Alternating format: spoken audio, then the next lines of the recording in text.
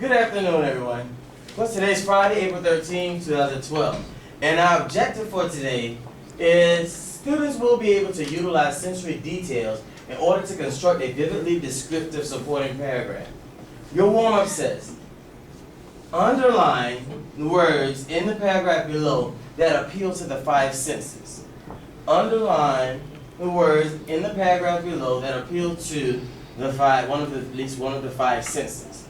So, if you would, please take a moment to underline on your agenda sheets, please. Identify those words.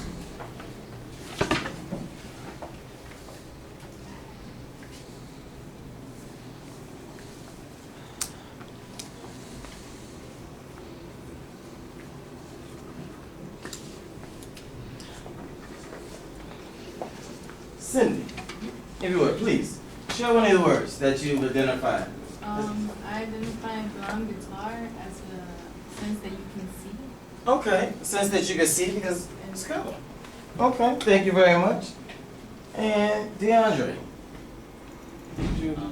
I chose old, as in possession is an old, slightly more guitar because it appeals to your visual sense.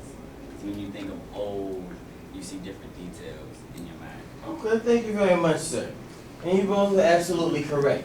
And although there's only two sentences here, there are quite a few sensory words in this example.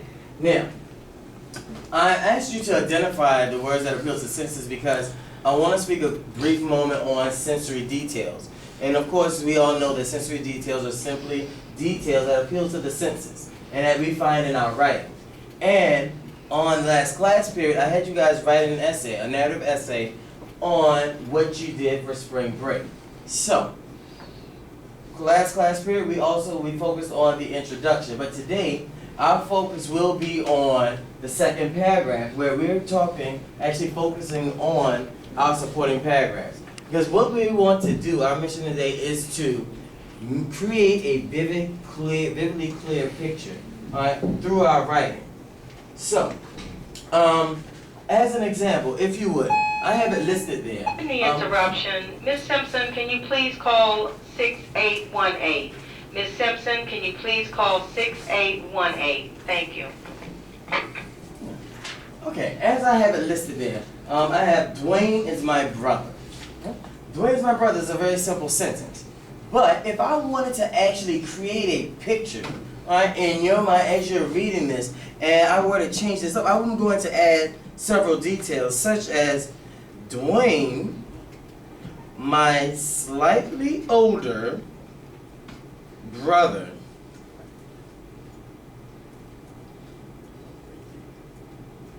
is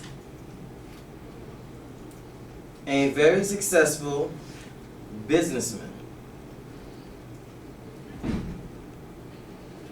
So, by adding just a few words, you have a better picture, a better understanding of who my brother is.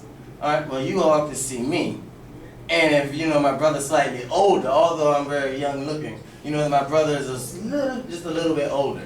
All right. And you know, hey, he's a successful businessman, so you know it speaks to his character.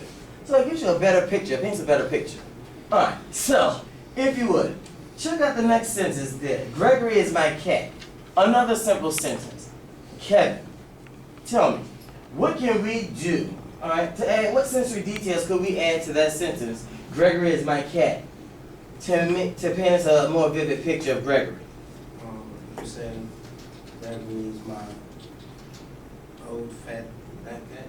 All right. Gregory is my old fat black cat.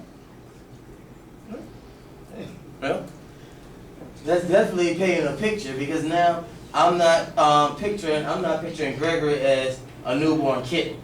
All right, I mean he's old. He's probably a little overweight because you said he's fat, so he's probably a lot overweight.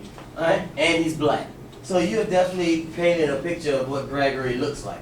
So as you can see, it doesn't take a whole lot to add detail. All right, to create the picture that you want to for your readers, and that's what I want you to do in your writing. So if you would, I've already paired you up, and you have your essays that you guys wrote last class period. If you would, please take 90 seconds, all right, to review one another's papers, all right, with your partner's papers. All right, review the second paragraph only. And make suggestions as to where you can add some sensory details to create a more vivid picture.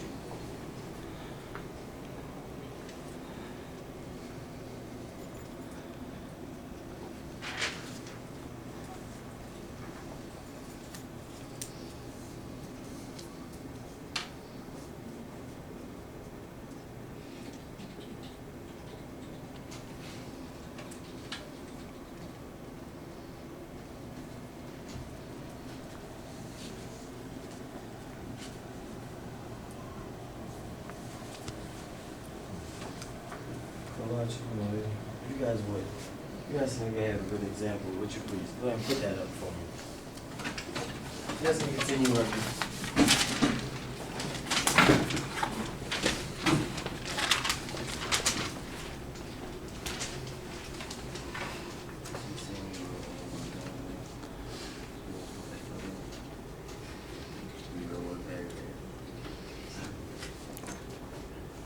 Okay. Guys, if you would, please. Give Kalachi and Aaliyah attention.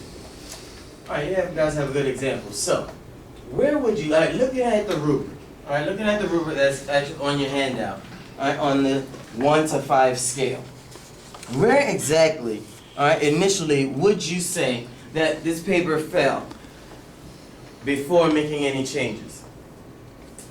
About a 3. Alright, a 3. Okay. Alright, so what did you do? Alright, what did you do to make it a 4, possibly a 5?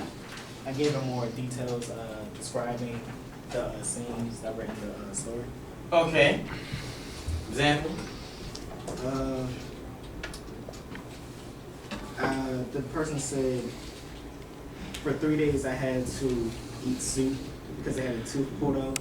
I said that to write the type of soup you had, like the different soups you had over 3 days. I also said what type of medications did you have to take to make the pain go away. That's all I mentioned. Okay.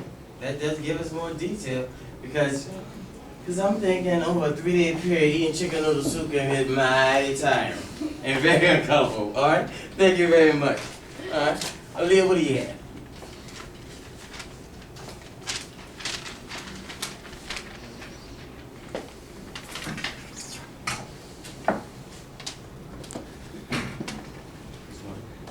Just one.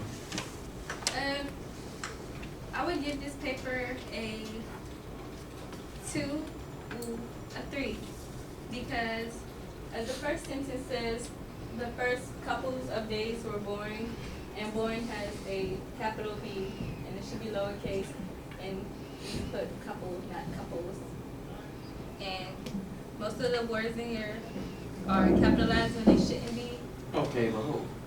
But no, I understand that yes, grammar is important. But for the sake of our sensory details, what would you have changed? What would you have changed to actually create or paint a more vivid picture? I would have named the friend that I was with if I wrote this, and I would make it formal, and I would name my uncle. Okay, all right.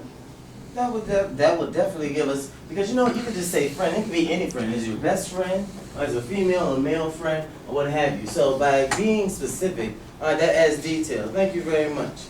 All right, so class B, what I'm going to do, all right, as a matter of assessing you today, I'm actually going to collect your your corrected paragraphs, and I will be going using the rubric that's there. All right, and for homework, I would like for you guys to actually consider your 3rd and 4th paragraphs, your other supporting paragraphs. And for homework, I want you to go ahead and revamp those, all right, by adding sensory details. Making sure that your paragraphs create a precise, concise, all right, clear, vivid picture. Questions? No? No questions? Well, all right. On the bottom of your handout, I need you to give me one example of a sensory detail. All right? and give it to me on your way out.